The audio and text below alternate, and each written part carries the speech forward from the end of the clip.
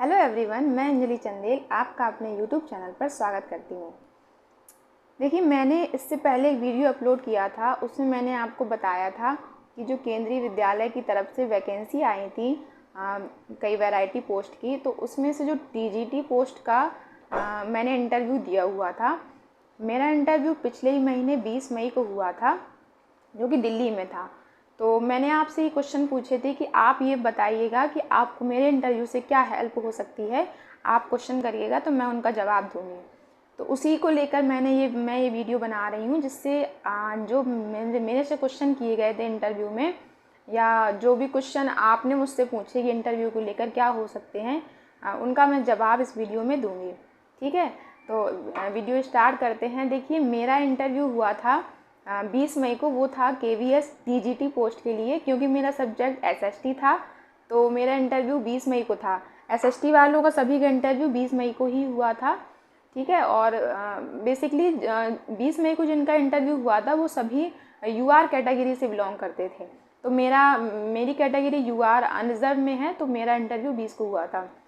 तो देखिए, मेरा इंटरव्यू मैंने सुबह से लेकर शाम तक वेट किया था, और मेरा इंटरव्यू जाके शाम को 5 बजे लगभग स्टार्ट हो पाया था।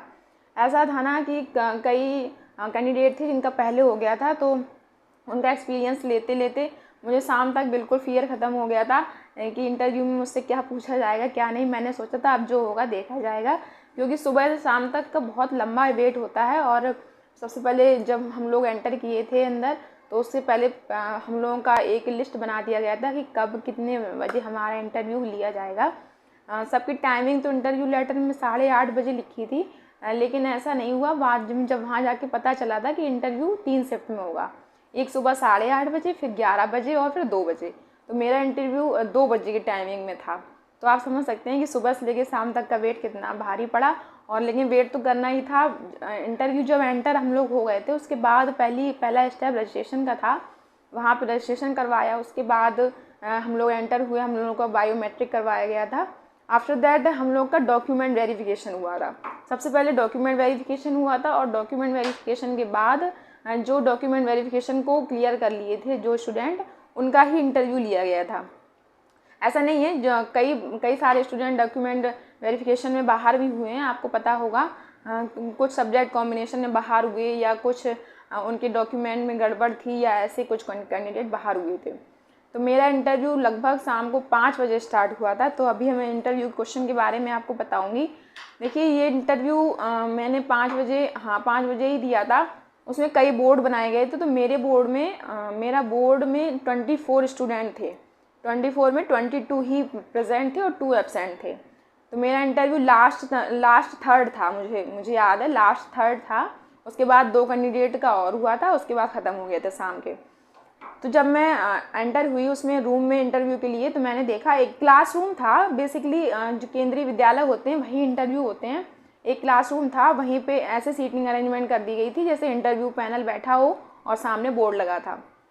ठीक है, तो मैं जैसे एंटर हुई, क्योंकि शाम के 5 बज चुके थे, तो सबसे पहले मैंने जाके जो पैनल मेंबर बैठे थे उनको मैंने गुड इवनिंग विश किया। उसके बाद मैं अपनी चेयर के पास जाके खड़ी हो गई। वो बोले गुड इवनिंग, आप बैठ जाइए। तो मैं बैठ गई। उसके बाद उन्होंने क्वेश्चन स्टार्ट किए। तो सबसे पहले उनका क्वेश्चन जो मेरे से था वो ये था, गिव योर इंट्रोडक्शन। ठीक है, हमने पहले भी देखा था, जो कई वीडियो में लोग बताते हैं कि क्वेश्चन क्या हो सकते हैं, पहला क्वेश्चन क्या होगा, दूसरा क्वेश्चन क्या होगा। तो मैंने देखा था कि सबसे पहला क्वेश्चन तो लोग बाग यही होते हैं सभी से कि अपना इंट्रोडक्शन दीजिए। अब इंट्रोडक्शन का ये था कि हिंदी में दें या इंग्लिश में दें, तो इंग्लिश का ही ज़्यादा प्रायोरिटी होती है। तो मैंने भी अपना इंट्रोडक्शन बढ़िया सा एक इंग्लिश में तैयार कर रखा था। सबसे पहले मैंने अपना इंट्रोडक्शन दिया। इंट्रोडक्शन में मैंने अपना नाम और मैं कहाँ से बिलोंग करती हूँ वो बताया, और उसके बाद मैंने अपनी क्वालिफ़िकेशन बताई थी। आफ्टर दैट मैंने अपनी हॉबीज़ भी ऐड की हुई थी उसमें। तो मैंने वो अपना पूरा इंट्रोडक्शन कंप्लीट किया, और बहुत ही अच्छे ढंग से मुझे लगता है कि मैंने अपना इंट्रोडक्शन दिया था, और वो काफ़ी सेटिस्फाइड नज़र आ रहे थे कि अपनी इंट्रोडक्शन मैंने दिया था जो। उसके बाद उनका सेकंड क्वेश्चन था, मैंने एक चीज़ इंट्रोडक्शन में ये सब्जेक्ट अपने ग्रेजुएशन के मेंशन नहीं किए थे। मैंने ये सोच के मेंशन नहीं किए थे कि क्योंकि सब्जेक्ट तो पहले ही सारे ऐसा ना, इंटरव्यू जो इंट्रोडक्शन था वो बड़ा हो रहा था। तो मैंने सोचा सब्जेक्ट को हटा देते हैं, सब्जेक्ट अगर पूछेंगे तो बता दिया जाएगा। तो वही मैंने किया। तो मैंने अपना इंट्रोडक्शन में सब्जेक्ट मेंशन नहीं किए थे ग्रेजुएशन के, लेकिन उनका पहला क्वेश्चन सेकंड क्वेश्चन वही बना कि आप अपने ग्रेजुएशन के सब्जेक्ट बताइए क्या थे। तो मैंने वो अपने सब्जेक्ट बताए। सब्जेक्ट मेरे थे इकोनॉमिक्स, हिस्ट्री एंड सोशियोलॉजी, ठीक है। तो मैंने वो अपने सब्जेक्ट बताया। उसके बाद एक वहाँ पैनल में 4 मेंबर थे और एक सर तो पूरे इंटरव्यू के दौरान कुछ बोले ही नहीं, बैठे थे शांत।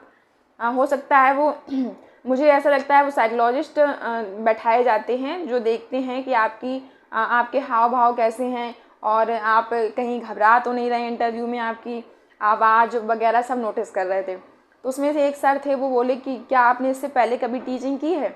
मैंने बोला नहीं सर, क्योंकि मैंने ऐसा कोई टीचिंग एक्सपीरियंस लिया ही नहीं अभी तक। बीएड के दौरान जो टीचिंग होती है ना, वही मैंने की थी बस, उसके अलावा मैंने कोई टीचिंग नहीं की थी। तो वो बोले अच्छा आपने कोई टीचिंग नहीं की है तो ये आपके लिए फर्स्ट एंड गोल्डन चांस है। मैंने कहा हाँ सर, मेरे लिए ये बहुत अच्छा चांस है और मेरे लिए ये पहला ही चांस है अभी तक का मैंने अपनी लाइफ में। तो बोले अच्छा ठीक है। मैंने अपने ग्रेजुएशन के सब्जेक्ट बताए। उसके बाद उन्होंने पूछे थे सब्जेक्ट के बाद, बोले कि अच्छा इन सब्जेक्ट में से आपका फेवरेट सब्जेक्ट कौन सा है ये बताइए। तो मैंने अपना सब्जेक्ट एक चूज़ कर रखा था पहले से ही। कुछ क्वेश्चन ऐसे होते हैं ना कि आपको पता होते हैं ये पूछे जा सकते हैं, तो मैंने उनमें से ही क्वेश्चन प्रिपेयर कर लिए थे इनके आंसर। तो मैंने अपना सब्जेक्ट बताया इकोनॉमिक्स। बोले अच्छा ठीक है। तो पैनल का जो बिहेवियर था वो बहुत ही अच्छा था। आपको ऐसे डराने धमकाने वाली चीज़ें नहीं होती हैं, आपको मतलब ऐसे कंफर्ट जोन में लाते हैं क्वेश्चन के जरिए कि आपको लगे कि सीधे सीधे बातें ही हो रही हैं, बाकी और कुछ नहीं, ठीक है। तो मैंने बोला इकोनॉमिक्स। बोले अच्छा इकोनॉमिक्स में आपको जो भी टॉपिक फेवरेट हो वो आप जाके ब्लैक बोर्ड में पढ़ा दीजिए और मुझे हम लोग बैठे हैं इनको बच्चे समझ के आप अपना ब्लैक बोर्ड में टॉपिक पढ़ाइए।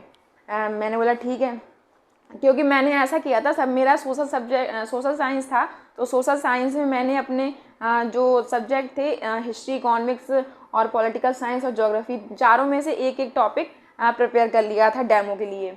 तो मुझे पता ही था अगर वो देंगे तब तो ठीक है, अपना ही पढ़ा दिया जाएगा। अगर नहीं देते हैं तो फिर अगला फिर तो वो जो भी देंगे वो पढ़ाना पड़ेगा। तो यही था कि अगर वो देते हैं तो बहुत अच्छा था।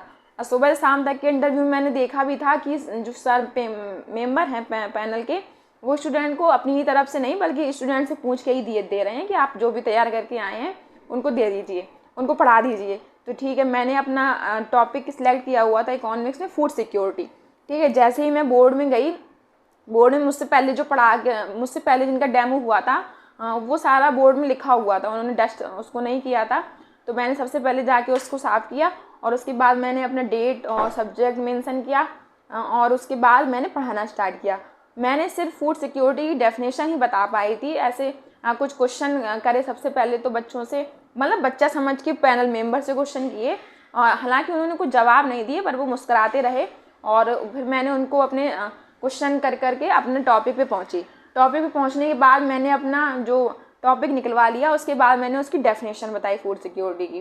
फूड सिक्योरिटी की डेफिनेशन बता ही पाई थी, लगभग 2-2.5 मिनट डेमो चला होगा।